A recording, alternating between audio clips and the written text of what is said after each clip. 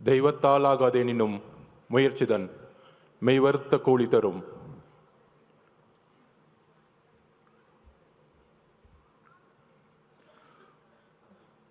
கழக பொருளாளர் திரு வெங்கட்ராமன் அவர்களே, இணை பொதுச் செயலாளர் திரு சிடிஆர் நிர்மல்குமார் அவர்களே, கொள்கை பரப்பு பொதுச் செயலாளர் திரு அருண்ராஜ் அவர்களே, அண்ணன் பொதுச் செயலாளர் திரு ஆனந்த் அவர்களே, துணை பொதுச் செயலாளர், இந்த அவையை நடத்தி கொண்டிருக்கின்ற திரு ராஜ்மோகன் அவர்களே,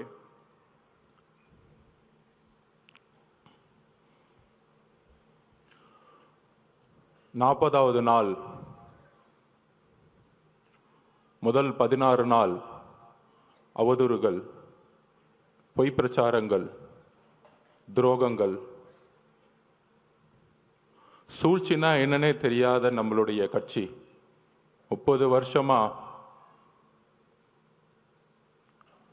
இயக்கங்களா, மக்கள் இயக்கங்களா உருவாகி நலத்தட்ட இயக்கங்களாகவே மக்களோட இருந்து இதை வழிநடத்தி இன்றைக்கு சூழ்ச்சினா என்னன்னு முதல் முறையா கரூர்ல பார்த்து அந்த சூழ்ச்சியை எதிர்கொண்டு இன்றைக்கு எந்த சூழ்ச்சி செய்தார்களோ அந்த திமுக இன்றைக்கு மக்கள் முன்பு ஒரு குற்றவாளியாக ஆக்கப்பட்டு தமிழகத்தில் பேசி பேசி வளர்ந்த கட்சி திமுக இன்றைக்கு பொய்யை மட்டும், குற்றச்சாட்டுகளை மட்டும் நம்ம மேல செலுத்தி நம்ம தலைவர் மேல ஒரு பொய்யான பிரச்சாரங்களை உருவாக்கி, ஆனால் தன்னுடைய அமைதியின் மூலமாக தமிழகத்தில் முதல் முறையாக ஒரு மௌன புரட்சியை உருவாக்கி மக்கள் விரும்பும் முதல்வர் வேட்பாளராக 2026 இந்த சூழ்ச்சியை தூக்கி எறியக்கூடிய ஒரே தலைவர் எங்களுடைய தலைவர் அவர்களுக்கு வணக்கத்தை தெரிவித்து, சிறப்பு பொதுக்குழுனா தலைவர் நம்மை அழைத்திருக்கிறார்.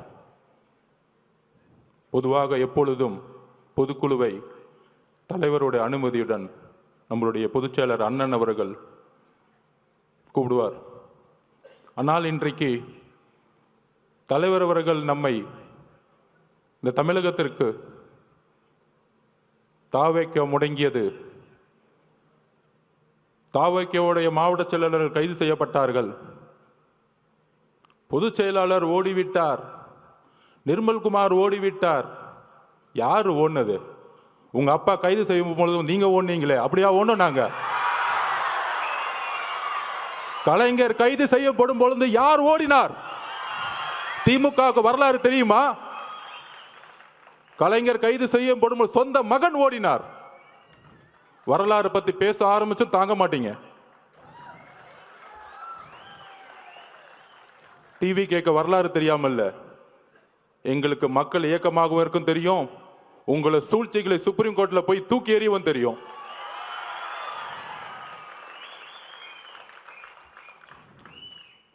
என்ன பண்ணிட்டோம்? மக்கள் இயக்கமா இருந்து ஒரு அரசியல் கட்சியை உருவாக்கி மக்களிடம் போய் ஒரு பிரச்சாரம் பண்றார். முழுவதுமாக மே மாதம் தன்னுடைய பணியிலிருந்து இந்தியாவிலேயே நம்பர் 1 அதிகமான சம்பளத்தை விட்டுட்டு அவருடைய உள்ளுணர்வு, நம்ம இந்த மக்களை பார்த்துட்டே இருக்கோம், சின்ன வயசுல இருந்து நம்ம நல்லா இருக்கிறோம், ஒரு பெரிய வீட்டில் இருக்கிறோம், ஒரு நல்ல கார்ல போறோம், நல்ல எஜுகேஷன்ல இருந்தோம். ஆனா என்னுடைய பயணத்துல தமிழ்நாடு முழுசும் தன்னுடைய தொழிலில் நடிக்க போகும் பொழுது ஒவ்வொரு ஊராவும் பார்க்கும் பொழுது இன்னும் குடிசைகளாகவே இருக்கே. தன்னுடைய தந்தை கலைஞர் பெருசா பேசிவாங்க, குடிசை மாற்று வாரியத்தை உருவாக்கினார். ஆனா இன்னைக்கு குடிசைங்களை தூக்கி எறிஞ்சுக்கிட்டு இருக்காங்க பெரிய பெரிய மாளிகைகளை கட்டுறதுக்காக. அப்படி தன்னுடைய பயணத்துல ஒரு கட்சி ஆரம்பிக்கணும், மக்களிடம் போகணும், மக்கள்கிட்ட போய் நம்ம நான் அரசியலுக்கு உங்களுக்கு நல்ல விஷயங்களை வந்தா என்னென்ன செய்வேன், பிரச்சாரத்தில் என்னென்ன தவறு நடந்துட்டு இருக்கு, நிர்வாகம் என்ன தவறு நடந்துட்டு இருக்கு, தமிழக வெற்றி கழகம் நம்ம தோழர்களும் நானும் ஆட்சிக்கு வந்தா என்ன நிர்வாக மாற்றங்களை உருவாக்க முடியும்னு மக்கள் கிட்ட சென்றுட்டு இருக்கார். மதுரை மாநாட்டில் சொன்னாரு, நீங்கெல்லாம் போய் ஒவ்வொரு வீடா மக்களோட சப்போர்ட் கேட்குறீங்க, நான் ஆல்ரெடி வீட்டுக்குள்ள போயிட்டு தான் மக்கள்கிட்ட வரேன். இது உண்மை, நான் பார்த்தேன் கண்படியா. நான் பாவ மன்னிப்பு கேட்டுக்கிறேன் இந்த திமுக 10 வருஷம் வேலை பண்ணதுக்காக. இந்த தமிழக மக்கள் முன்னாடி பாவ மன்னிப்பு கேட்டுக்கிறேன். ஏன்னா எதிர்கட்சியா இருக்கும் பொழுது ரொம்ப நல்ல கட்சி, ரொம்ப நல்லவர்களா தெரிஞ்சாங்க.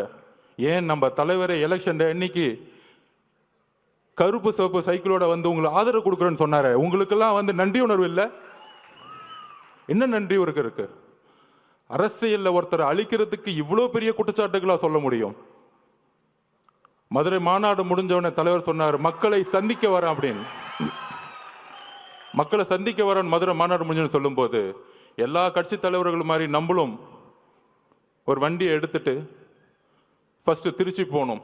யாருக்குமே தெரியாது நமக்கு இப்படி ஒரு கூட்டம் வருமா. திருச்சி ஏர்போர்ட்ல இருந்து அந்த 7 கிலோமீட்டர் கடக்கிறதுக்குள்ள 6 மணி நேரம் முடங்கியது திருச்சி. எந்த தலைவருக்கு இது நடந்திருக்கு? எம்ஜிஆர்னு சொல்றாங்க, அப்ப நாங்க பிறக்கல.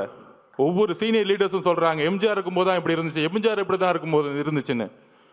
அடுத்து திருச்சி முடிஞ்சு அரியலூர் போனோம். அரியலூர் போறதுக்கே நைட் ஈவினிங் 4 மணி ஆயிடுச்சு. 4 மணிலிருந்து பெரம்பலூர்ல இருந்த மக்கள் 7 மணி நேரமா வெயிட் பண்ணிட்டு இருந்தாங்க, 70,000 பேர். அதுல முக்கியமா பெண்களும் குழந்தைகளும். அப்ப எஸ்பி சொன்னார், சார் 1 மணி ஆயிடுச்சு சார், இப்ப ஏதாச்சும் அசம்பாவிதம் ஆயிடும் போதுன்னு. துடிக்கிறார் தலைவர், நமக்காக 7 மணி நேரம் வெயிட் பண்றாங்களே, நம்ம போய் மூஞ்ச காமிச்சிட்டு வந்துருவோமே. ஆனா காவல்துறை அனுமதி இல்லை. வண்டியை லெப்ட்ல திரும்பிட்டு ஒரு கலங்கிய கண்ணோட பெரம்பலூர்ல இருந்து கிளம்பினார். அவர் தான் எங்க தலைவர். உண்மையை சொல்லணும், அரசியல் பேச்சு இல்லை, உணர்ச்சியான உண்மையை சொல்லணும். அதை முடிஞ்சு அடுத்தது திருவாரூர் போனோம். திருச்சியிலேருந்து கிளம்பி நாகப்பட்டினம் போனோம். நாகப்பட்டினத்தில் அப்பயே சொன்னார், நாங்கள் என்ன கேட்குறோம், ஒரு நல்ல இடம், மக்கள் வரும்போது அவர்களுக்கு ஒரு பாதுகாப்பு. என்ன மிரட்டணும்னு நினைச்சீங்கன்னா அதுக்கு எப்படி பதில் கொடுக்குன்னு தெரியும். ஆனால் மக்களோட பாதுகாப்புக்கு நீங்க தான் பொறுப்பு. நாகப்பட்டினத்தில் பேசினார். அந்த பேச்சு இன்னைக்கும் நீங்க எடுத்து பார்க்கலாம். அதை முடிஞ்சு திருவாரூர் வந்தாரு. 3 கிலோமீட்டருக்கு 3 மணி நேரம் ஆச்சு. உங்களுடைய தந்தை பிறந்த ஊர். பெரிய பெரிய கட்சி தலைவர்களே திருவாரூருக்குள்ள போக மாட்டாங்க. ஆனா இந்த 50 வருஷ வரலாற்றை உடைச்சாரு திருவாரூர்ல. என்ன பெரிய கட்சி கட்டமைப்பு. நீங்க பெரிய பெரிய அமைச்சர்கள் சொல்லக்கூடியவங்கன்னா என்ன, பெரிய பெரிய இன்ஜினியரிங் காலேஜை கட்டிக்கிட்டு, பெரிய பெரிய மெடிக்கல் காலேஜை கட்டிக்கிட்டு 1000 கோடி பணம் வச்சிருந்த பெரிய கட்டமைப்பா? மக்கள் அந்த கட்டமைப்பை தூக்கி எறிஞ்சிட்டாங்க. நீங்க உங்க முதலமைச்சர் வரதா இருந்தா நைட்டே போயிட்டு மகளிர் சுய உதவிக்குள்ள 10,000 பேர் காசு கொடுத்து கூட்டிட்டு வருவீங்க.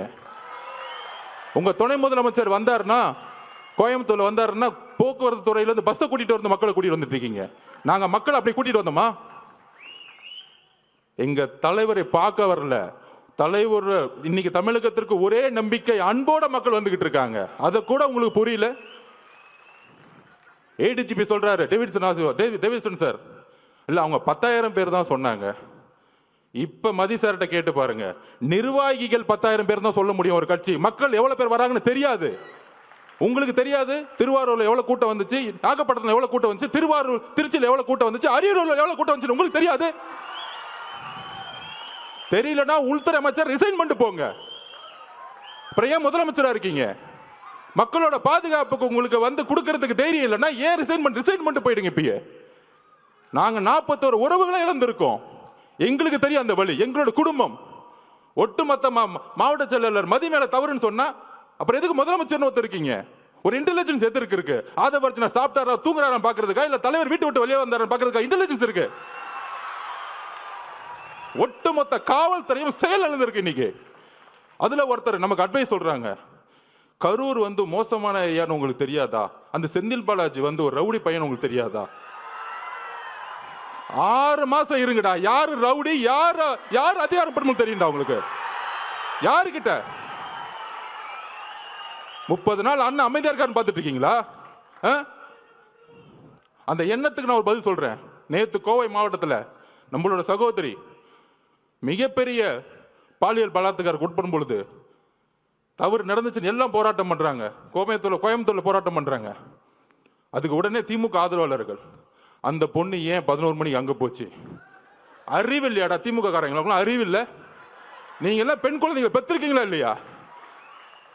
உங்களுக்கு அறிவு இருக்கா இல்லையா? பெண்ணோ ஆணோ எங்க வேணாலும் போகணுங்கிற சுதந்திரம் இருக்கக்கூடிய தமிழ்நாடு தலைவர் வந்த பிறகு மாத்து வர்றா. அந்த மாதிரி தான் திமுக வாடகை வாய்கள் நமக்கு வந்து அட்வைஸ் பண்றாங்க. ஏன் கரூர் போனாங்க? திருட்டு பசங்களை பத்தி பேசாம நம்ம அட்வைஸ் பண்ணிட்டு இருக்காங்க. என்ன அரசியல் இது? உங்களோட கேவலமான வார்த்தைகள் பேச தெரியுமா? நீங்க தலைவர் அதுக்கான பயிற்சி எங்களுக்கு கொடுத்ததில்லை. ஞாபகம் வச்சுக்கோங்க. புது அரசியலை உருவாக்க வந்திருக்கும். ஊழல் குடும்பத்தை தூக்கி எறிய வந்திருக்கும். எங்களுக்கு அரசியல் கத்துக் கொடுக்காதீங்க. ஒட்டுமொத்த குடும்பமும் ஊழலை தவிர இன்னைக்கு எதுவுமே கிடையாது. என்ன எமோஷன்ஸ்! அன்னைக்கு அம்மா வந்திருக்காங்க, தலைவரோட அம்மா. 41 பேர் இறந்த பிறகு ஃபர்ஸ்ட் பெரிய குற்றச்சாட்டுகள். நம்ம வந்து பெரிய பெரிய அரசியல்வாதிகளாம் சொல்லுவாங்கல்ல, 2 நாள்ல கடந்துட்டு போயிருக்கலாம். அதை ஏன் 30 நாள் வரைக்கும் அமைதியா இருக்கீங்க? ஏன் உறவுகள், ஏன் குடும்பம், எங்க அம்மா எங்க அக்கா செத்தா நான் 30 நாள் வீட்டை தாண்டா இருப்பேன்? முட்டா பசங்களா? எங்க தலைவருக்கு, எங்க தலைவரோட அம்மாக்கு என்ன எமோஷன் இருக்கும்? ஐயோ எவ்வளவு பெரிய சம்பளம், நல்ல வசதியான வாழ்க்கை. இன்னைக்கு அதாவது இந்த பிரச்சனை நடந்த உடனே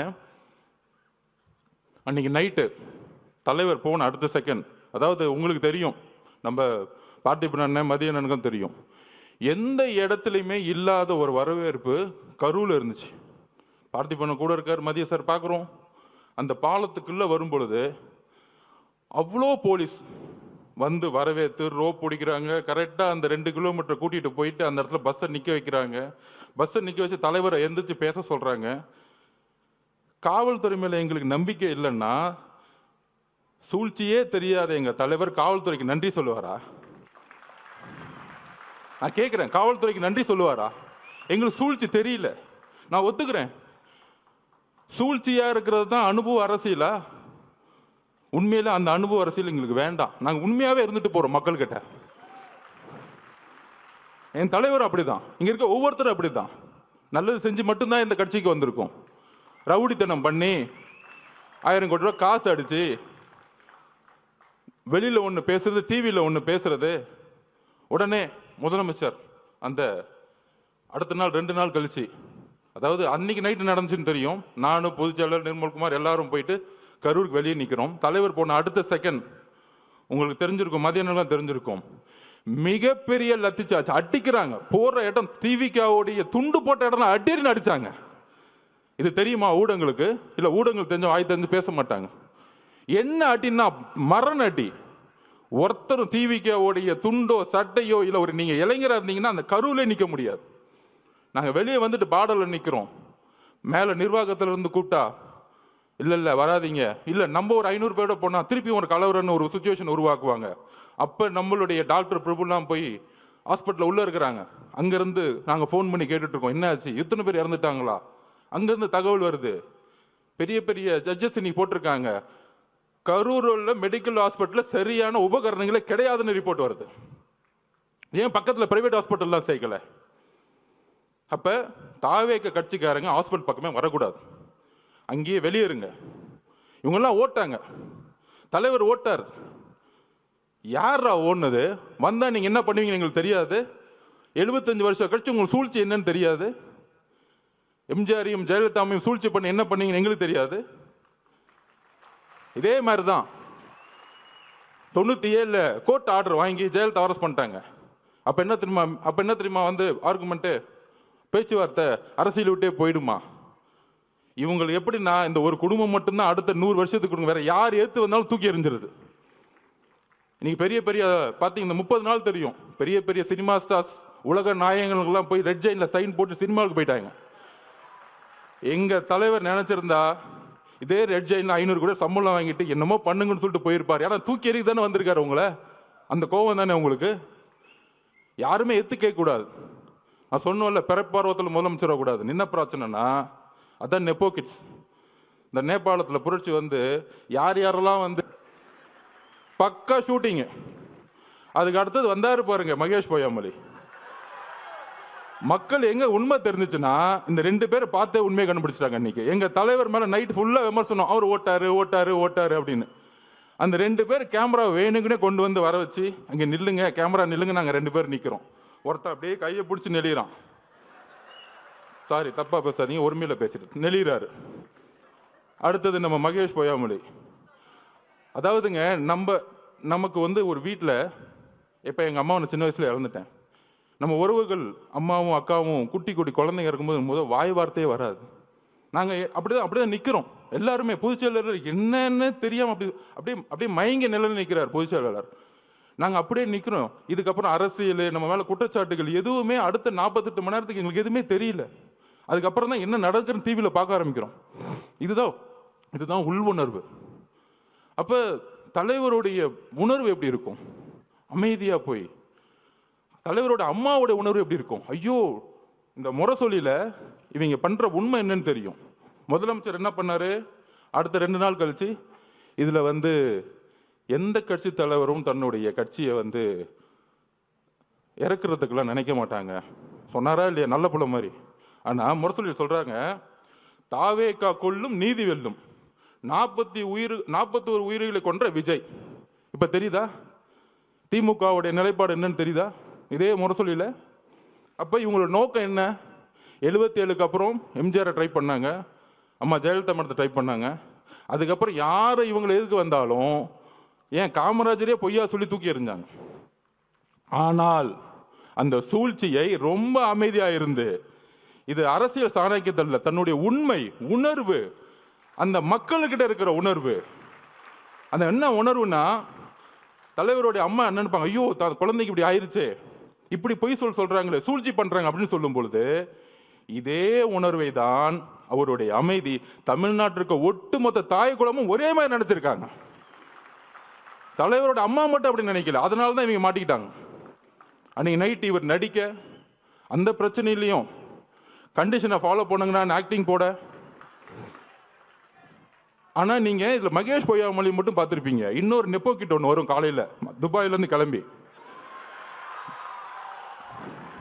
அவர் ஏதோ துபாயில் போய் தமிழ்நாட்டில் ஒரு தியாகம் பண்ணுறதுக்காக அங்கே உண்ணாவிரதம் போன மாதிரியும், அங்கேருந்து இந்த மக்களுக்கு ஓடி வந்த மாதிரியும் வந்துட்டு ஒரு மணி நேரம் கூட ஹாஸ்பிட்டல் இல்லை. அந்த மக்களோட நமக்கு அந்த ரைட்ஸ் இருந்துச்சா, நமக்கு அந்த அதிகாரம் இருந்தால் அந்த மக்களோட கடைசி நிமிஷம் வரைக்கும் நம்ம இருந்திருப்போம். அந்த உயிரை எடுத்து கொண்டு போய் சமாதானம் பண்ணுற வரைக்கும், சமாதி கொடுக்குற வரைக்கும் இருந்திருப்போம். அப்படி ஒரு மணி நேரம் வந்துட்டு கடைசியில் ஒரு பேட்டி, ஏங்க இந்த தப்புலாம் பண்ண அவரை போய் ஏங்க கொஸ்டின் கேட்கல, தாவேக தலைவரை பார்த்து கொஸ்டின் கேளுங்க. இப்போ புரியுதா? பாவம் முதலமைச்சருக்கு உடம்பு சரியில்லை, அவருக்கு என்ன நடக்குதுன்னே தெரியாது. ஒரு பேப்பர் கொடுத்தா படிப்பார். சட்டசபையில் பாருங்க, எதிர்கட்சி தலைவர் 2 மணி நேரம் பேசுவார். ஆனால் எதிர்கட்சி தலைவர் பேசுறதை காமிக்கவே மாட்டாங்க வீடியோவில். டக்குன்னு ஒரு குறிப்பு வரும், ஒரு 5 நிமிஷம் பேசுவார். அவர் 2 மணி நேரம் கத்திட்டு இருப்பார், 5 நிமிஷம் பண்ணும்போது லைவ் வரும். அவர் என்னப்பா பண்றது?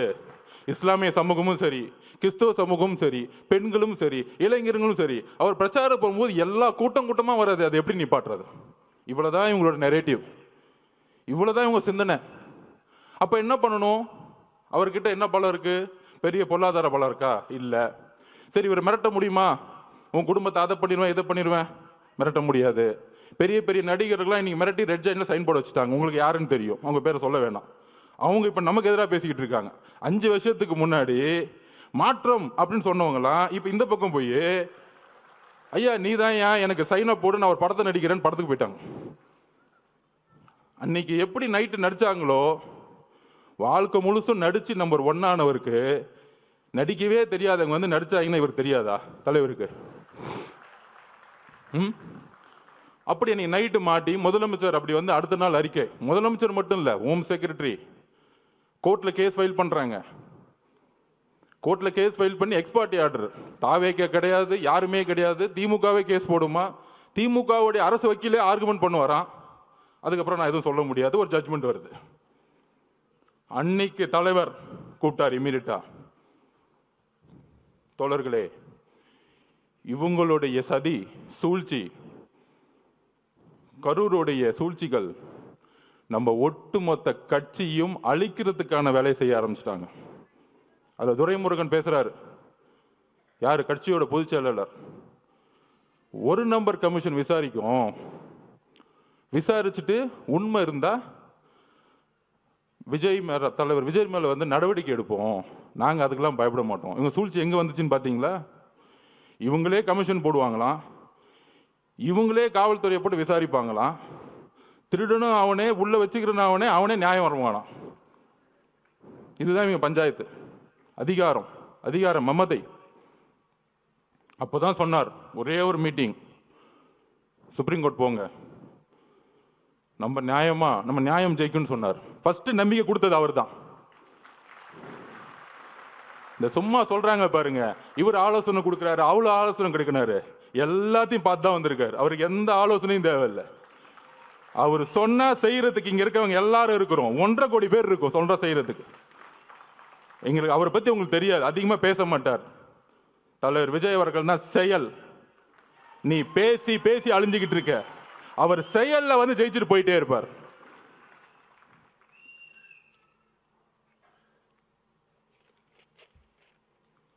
அதாவது இந்த கரூர் இன்சிடென்ட், கரூருக்கு முன் கரூருக்கு அப்புறம்னு சொல்லலாம். இந்த 41 குடும்பத்தையும் தலைவர் இங்க வந்து பார்த்தாரு. ஏன் பார்த்தாரு? உடனே அனுதாபம்லாம் நம்ம அங்கே தானே போகணும், இவர் ஏன் அங்கே போல, கரூருக்கு ஏன் போல? அதுக்கு நான் பதில் சொல்றேன். கரூர் காவல்துறை இருக்கு பாருங்க, ஒரு வினோதமான காவல்துறை. நம்ம பார்த்திபனுக்கும் மதியனுக்கும் தெரியும். 8 நாளுக்கு முன்னாடியே 9 நாளுக்கு முன்னாடியே மனுவை கொடுக்குறாங்க. அது நம்ம தவறு தான் ஒத்துக்கலாம், ஏன்னா நம்ம காவல்துறையை நம்பணும்ல, அதுதான் நம்மளுடைய மிகப்பெரிய தவறு. எங்களுக்கு அந்த அரசியல் தெரியல, ஒத்துக்கிறோம், சாரி, மக்களுக்கு நாங்கள் மன்னிப்பு கேட்டுக்கிறோம். அந்த ஒரு தவிர நாங்கள் எதுவும் செய்யலை. எங்கள் மதியனும் பார்த்திபனும் பொதுச் செயலாளரும் காவல்துறை போய் நம்பினாங்க. அப்போ காவல்துறை ஒரு இடத்துல நம்ம வந்து கேட்குறோம், ஒரு 6 இடம் கேட்குறோம். அப்புறம் காவல்துறை இருக்க டிஎஸ்பி, ஒரு சிறப்பு வாய்ந்த நேர்மையான டிஎஸ்பி, நம்ம விஜயகாந்த் சாரோட ஒப்பிடலாம், சினிமாவில் வர மாதிரி. அவர் தான் டிஎஸ்பி செல்வராஜ் அவர்கள். அப்படி அச்சுன்னு தும்முனா கூட கட்சி எடுத்துட்டு போவார். யாரு? நம்ம செந்தில் பாலாஜிக்கு கட்சி எடுத்துட்டு போறவர் தான் அவரு. அந்த இடத்துல அப்படி ஒரு ஆளை போட்டு வச்சிருக்காங்க. இருக்கு, வந்துட்டாரு உங்க அப்பா, சிபிஐ வந்திருக்காங்க, டெல்லியில இருந்து வந்திருக்காங்க. சொல்றீங்களா 600 பேரை போட்டோம், அதுல ஏடிஜிபி சொல்றாரு 500 பேரை போட்டோம், இன்னொரு அமைச்சர் சொல்றாரு இல்ல நாங்க 700 பேர் போட்டோம். அதோ எல்லாம் ஸ்டேட்மெண்ட் கொடுத்தோம். முதலமைச்சர் முதற்கொண்டு என்கொயரி பண்ணணும் இந்த விஷயத்துல, தவறா தகவல் சொன்னதுக்கு. அப்ப அண்ணன் மனு கொடுக்குறாரு. அந்த டிஎஸ்பி பார்த்திபன் கூட சண்டை போடுறாரு. எல்லாம் பதிவு இருக்கு, எல்லாம் சொல்லுவார் அண்ணன். என்ன சண்டை? அதுல வந்து கலெக்டர் வந்து ஒரு சர்க்குலர் அனுப்புறாரு. என்ன சர்க்குலர்? 4 இடம் நீங்க எதை வேணா சூஸ் பண்ணிக்கலாம். அந்த 4 இடத்துல நம்ம கேட்ட இடம் ரவுண்டானா, கரெக்டான பார்த்திபன் லைட்டஸ்ட் ரவுண்டானா கேட்கிறோம். இது ஆல்ரெடி கவர்மெண்ட் சர்க்குலர் கொடுத்துருக்க இடம், இதை டிஎஸ்பி அனுப்புறாரு. ஆனா அடுத்த நாளே உத்தரவு வந்திருக்கும், அச்சுன்னு தும்பிட்டார்ல அவரு, ஊருக்குள்ள கூட்டிட்டு வராத. ஏன் ஊருக்குள்ள கூட்டிட்டு வரக்கூடாது? ஊருக்குள்ள கூட்டிட்டு போய் தலைவர் அந்த இடத்துல ரவுண்டான நின்றுட்டா ஒட்டுமொத்த மக்களும் ஓட்டு மாறிடும், வேற ஒன்றும் கிடையாது. இதுதான் அரசியல். அவர் முகத்தை யாரும் பார்த்துடக்கூடாது. ஊருக்கு வெளியே ஓரமா ஒரு ரோட்டுக்குள்ள போ, அங்க நீ என்னை பத்தி பேசுறன்னா ஃபர்ஸ்ட் செருப்பத்துக்கு அடிப்பேன், கலைபுரம் பண்ணி பேசாம கிளம்பணும். இதுதான் திமுகவுடைய ரவுடி அரசியல். இந்த ரவுடி அரசியல் நமக்கு தெரியல, இதை நம்ம உணரல. காவல்துறை என்ன சொன்னுச்சு, நீங்க பத்திரமா இந்த தெருவிலே வாங்க, பாதுகாப்பெல்லாம் நாங்க பாத்துக்கிறோம். காலையில 9:30 மணிலிருந்து ஈவினிங் அவர் எந்தெந்த நொடியிலிருந்து வராரோ எல்லாமே லைவ்ல ஓடிக்கிட்டு இருக்கு. காவல்துறைக்கு தெரியாதா அவர் எங்க வராருன்னு? இன்னும் 1960 இருக்கும் தினத்தந்தி பேப்பர் அடுத்த நாள் வர தெரியறதுக்கு. ஒவ்வொரு நாமக்கல்ல இருந்து ஒவ்வொரு 5 கிலோமீட்டர்லயும் 5000 10,000 பேர் நிப்பாட்டுறாங்க பஸ்ஸை. ஒரு இடத்துலயும் ஒரு காவல்துறை கிடையாது. எங்களுடைய பாதுகாப்பை பற்றி நாங்கள் பேசல. மக்கள் திடீர்னு கூடும் ஒரு கோயிலுக்குள்ள, திருச்செந்தூர் கோயிலுக்குள்ள ஒரு சாமியை பார்க்க ஒரு 20 லட்சம் பேர் வந்தாங்கன்னா எந்த அளவுக்கு முன்னெச்சரிக்கணுமோ அதே முன்னெச்சரிக்கை எங்கள் தலைவர் எடுத்து ஆகணும். நாங்கள் கூட்டிட்டு வரல. 10-20% தான் நிர்வாகிகள் இருக்காங்க. எங்களுக்கு தெரியாது எவ்வளவு மக்கள் வருவாங்கன்னு. அப்போ உங்களுடைய உளவுத்துறையும் காவல்துறையும் மக்களுக்கான பாதுகாப்பு கொடுக்கணும் தான் உங்களை தாழ்மையோட கேட்டுக்கிறோம். அரசியலை என்ன கைது செய்யுங்க, யாரை வேணா கைது செய்யுங்க, அதை ஃபேஸ் பண்ணிக்கலாம். ஆனால் மக்கள் என்ன ஆனாங்க? மக்களோட உயிரை வச்சு ஏன் விளையாடணும்? அதுதான் கேவலமான எண்ணம். என்ன எண்ணம்? மக்களுக்கு எதாவது ஆச்சுன்னா அந்த பழியை அவர் மேலே போட்டு சூழ்ச்சி பண்ணி கட்சியை முடக்கி கட்சியை தூக்கி எறியணும். முதலமைச்சர் ஸ்டாலின் ஒரே குறிக்கோள் என்ன தெரியுமா? தன்னுடைய மகனுக்கு போட்டியே இல்லாமல் ஒரு விஷயத்தை உருவாக்கிட்டு போயிடணும். அதிமுக அவங்க போட்டியை நினைக்கிறது இல்லை. ஒரே போட்டி 1977க்கு அப்புறம் 26% இன்னைக்கு தாண்டின ஒரே கட்சி நம்மளுடைய தலைவர்.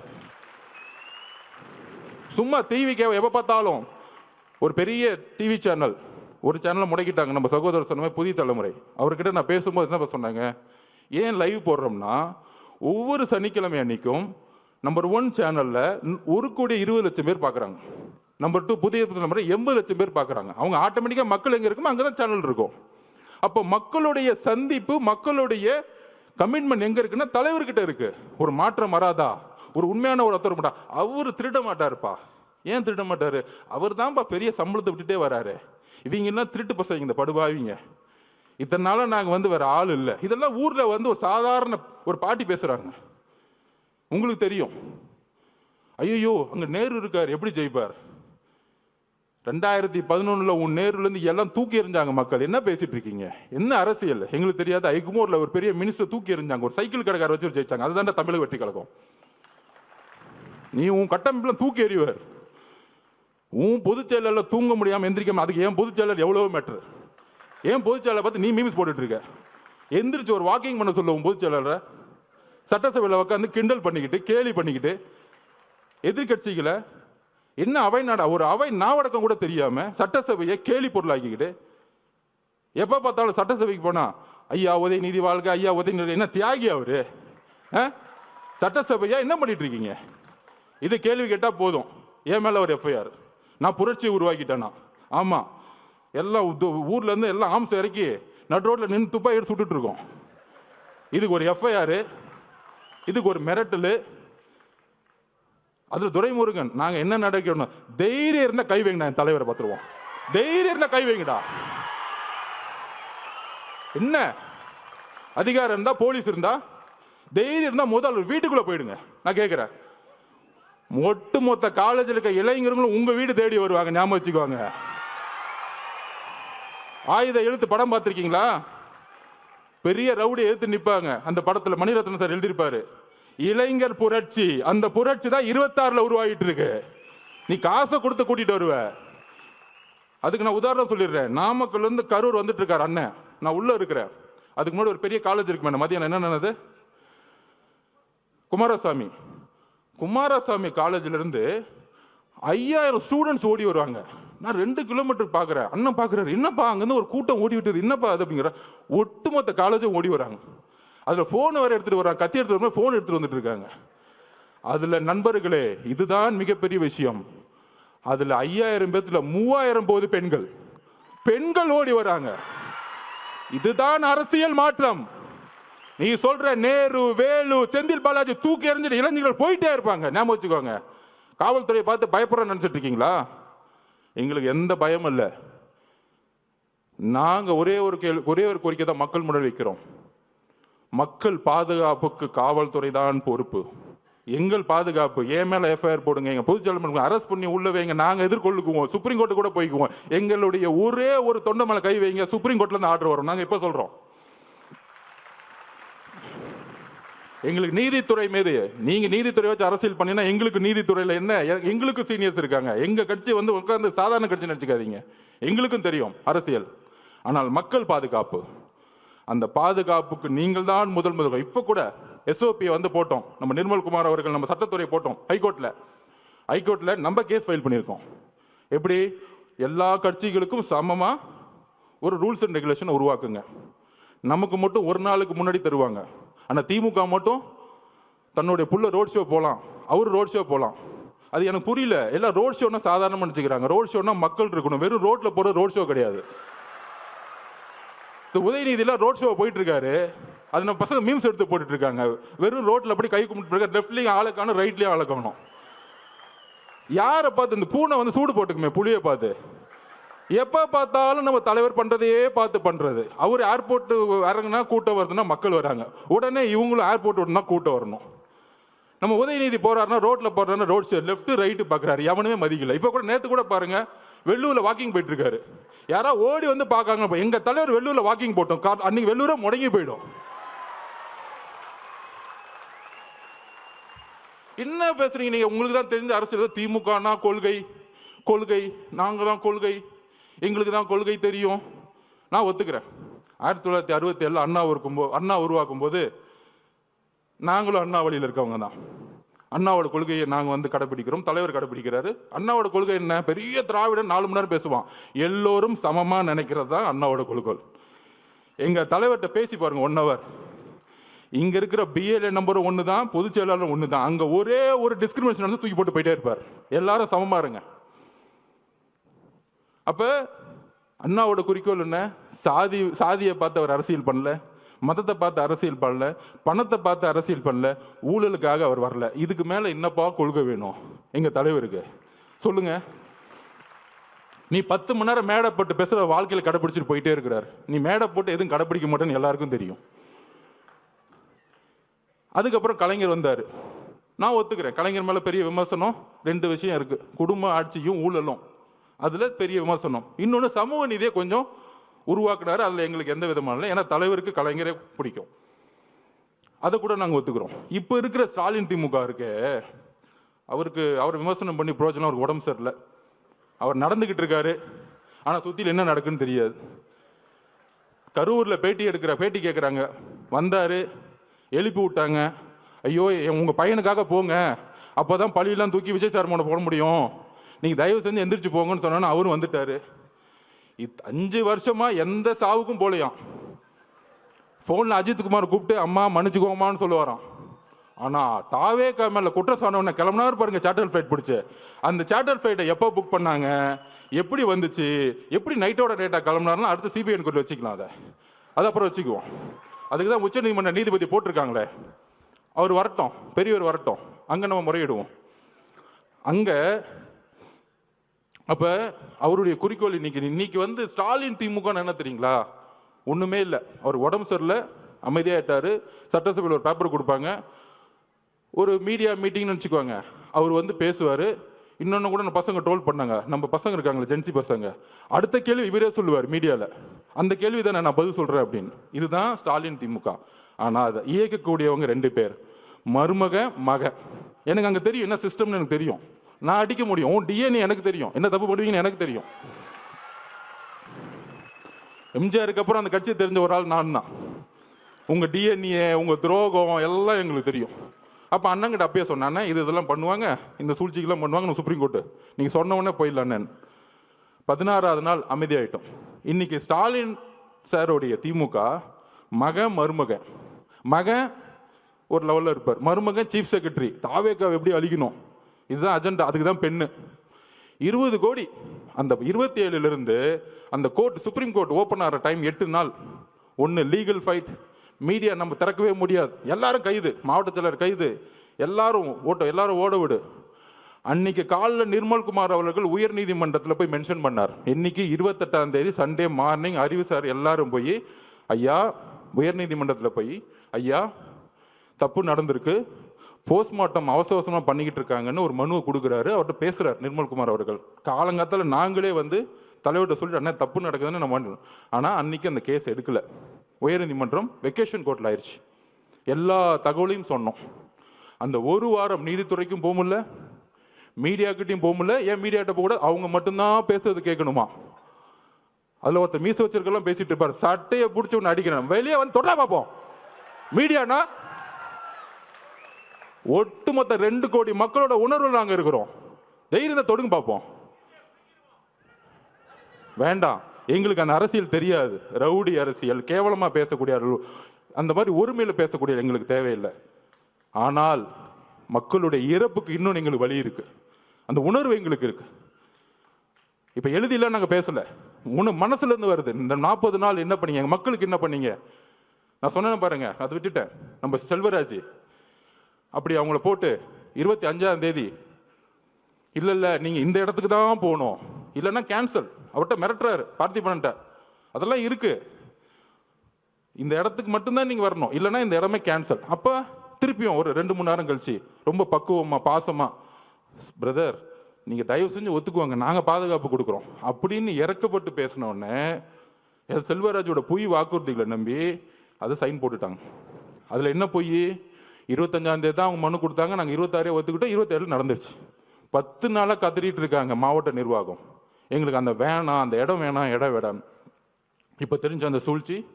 அப்போ இந்த சூழ்ச்சி நடந்து முடிஞ்ச உடனே இந்த 16 நாள் என்னென்னலாம் சூழ்ச்சி பண்ணாங்க, இந்த முரசொலி என்ன எழுதுச்சு, பத்திரிகையாளர்கள் என்ன எழுதுனாங்க, அதெல்லாம் தெரியும். அப்போ திருப்பியும் மக்களை பார்க்க போகணும். எப்படி திருப்பியும் கரூரில் இருக்கிற, அதாவது எந்த இறப்பா இருந்தாலும் முதல் சஸ்பெண்ட் பண்ணுவாங்க. டிஎஸ்பியும் எஸ்பியும் முதல் ஒரு பேசிக்கா சஸ்பெண்ட் பண்ணுவாங்க, ஒரு துறை ரீதியான என்கொயரி பண்ணுவாங்க. ஏன் பண்ணல? இதுதான் ஒரு கூட்டு சதி. 120 யாரு? First hospital owner Senthil Balaji, அப்புறம் உதயநிதி ரசிகர் மன்ற தலைவராக இருந்தவர் திரு மகேஷ், நடிக்கவே தெரியாததுக்கு ரசிகர் மன்றம், அதை விட்டுருங்க அந்த இடம். 3வது காலங்காத்தால் துபாயிலேருந்து வந்தவர். ஆக்சுவல் 120 இவங்க தான், கூட்டு சதியே இவங்க தான். ஏன் திண்டுக்கல்லேருந்து பெரியசாமி அண்ணன் வரல? அவங்கெல்லாம் கலைஞர்கிட்ட இருந்து அரசியல் கற்றுக்கிட்டாங்க. மக்களை சாவடிக்கூடிய அரசியல் திமுக சீனியர் செய்யவே மாட்டாங்க. இந்த மாதிரி மாறி மாறி மாறி மாறி வந்துட்டு கொன்னாலும் பரவாயில்ல நினைக்கக்கூடிய ஒரு செந்தில் பாலாஜி ஆளுங்க தான் இது எக்ஸிகியூஷன்ஸ். இது நான் தனிப்பட்ட விமர்சனம் பண்ணுறேன். அதுக்கான விஷயத்தை நம்ம சொல்லுவோம். நம்ம போய் என்கொயரி ஆஃபீஸர்கிட்ட ஒரு திருநான்னு வச்சுக்குவாங்க, எனக்கு உங்க மேலே சந்தேகம் இருக்குன்னு சொல்லிட்டாலே அவங்க பார்த்துக்குவாங்க. வரிசையாக இருக்குது இதில். அப்போ திருப்பியும் தலைவர் போனால், தலைவர் பாதுகாப்பு ஓகே, அதில் ஒரு மண்டபம் கொடுக்குறாங்க. நம்ம பார்த்திபனுக்கு தெரியும் என்ன மண்டபம் கொடுக்குறாங்க அப்படின்னா, கரூர்லேருந்து வெளியே தள்ளி போய் காம்பவுண்டே இல்லாமல் வெறும் ஒரு ஷெட்டு வச்சுக்கிட்டு ஒரு மண்டபம்.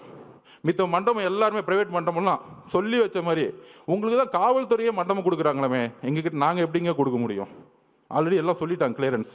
இந்த உண்மையை தெரிஞ்சுக்கணும். ஏன் இந்த விமர்சனத்துக்கு பதில் சொல்லணும்னா, தலைவர் விமர்சனத்துக்கு பதில் சொல்லி பழக்கம் இல்லை, ஆனால் அங்கே ஏன் போல அப்படிங்கிற விஷயத்த அந்த மக்களுக்கு சொல்லணும், பாதிக்கப்பட்ட எங்கள் குடும்பத்துக்கு நாங்கள் சொல்லணும். அதுக்கான வாய்ப்பு இது வரைக்கும் நாங்கள் கிடைக்கல. தலைவர் வாயை திறந்து அவங்ககிட்ட சொல்லலை. அங்கே தான் அந்த அவருடைய உண்மை இருக்கு. எவ்வளோ கடுமையான ஒரு நேரம் ஒரு தலைவருக்கு, உறவுகளை இழந்து பார்க்க முடியாம 30 நாள் வீட்டுக்குள்ள இருந்து பார்க்கவே முடியாத சூழலை உருவாக்கிய ஒரு அரசு, காவல்துறை, மீடியா இதெல்லாம் பார்த்துக்கிட்டு பொய்யையும் உள்வாங்கிக்கிட்டு கடைசியில இதே இடத்துல அவர் வந்து பார்த்தாரு. யாருமே இல்லை, தனியா பார்த்தார். எந்த விதமான இதுவுமே இல்லை, ஆடம்பரம் இல்லை, ஒண்ணுமே இல்லை. மீடியாவில் இது வரைக்கும் ஒரு சின்ன பிக்சர் வெளியே வரல. இதுதான் தமிழக வெற்றி கழகம். மக்களுடைய உணர்வை வைத்து அரசியல் பண்றது தமிழக வெற்றி கழகம் கிடையாது.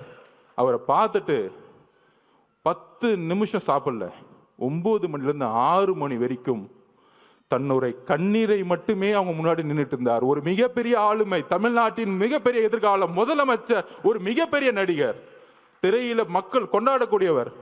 ஆனால் மக்கள் முன்னாடி அழுது கண்ணீரை சேர்ந்து அந்த 30 நாள் அம்மா, அக்கா, குழந்தைங்களை பார்த்து அதுக்கப்புறம் என்னால் பேச முடியல. என்னெல்லாம் பேட்டி கொடுத்தாங்க தெரியும். அப்படி அப்படி அப்படி நடந்துச்சா எனக்கு இது வரைக்கும் உள்வாங்க முடியல. அவர் அப்படி பார்க்க முடியுமா அப்படின்னு. ஆனால் 9 மணி நேரம் கண்ணீர் விட்டு சிந்திய ஒரே தலைவர் எங்களுடைய தலைவர். உங்களை மாதிரி நைட்டு 3 மணிக்கு மலர் விலையை வச்சுட்டு 7வது நாள்ல உங்களுடைய ஹெல்த் மினிஸ்டர் வச்சுட்டு இட்லி கடை படம் பார்க்க போற, இட்லி கடை படம் பார்த்தா எங்க தலைவர் கிடையாது. அப்படி ஒரு கட்சி கிடையாது எங்களுது. அப்ப அந்த வலியை ஒட்டுமொத்த தமிழ்நாடும் பார்க்கக்கூடிய எங்க தலைவர் 41 குடும்பத்தையும் அன்றைக்கு தத்தெடுத்தார். வாழ்க்கை முழுவதும் இந்த கட்சி தத்தெடுத்தது. இங்க இருக்கக்கூடிய 1.5 கோடி மக்களும் ஒரு ஆளா நாங்க இருக்கிறோம் பார்த்துக்கிறதுக்கு. அந்த வார்த்தைகளை கொடுத்து ஒரு விடை பெறும் பொழுது எங்களுக்கு தெரியும் அவருடைய உடல் மொழி எவ்வளவு இறுகி இருந்தது எங்களுக்கு தெரியும். அப்படி அப்படி அப்படி ஒரு தருணத்தை எங்க அண்ணனை நாங்க பார்த்ததே கிடையாது. அப்படி பார்க்கக்கூடாதுன்னு நாங்கள் நினைக்கிறோம். அந்த சூழ்ச்சியும் அந்த உணர்வும் இப்ப யோசிக்க ஆரம்பிச்சிட்டார்.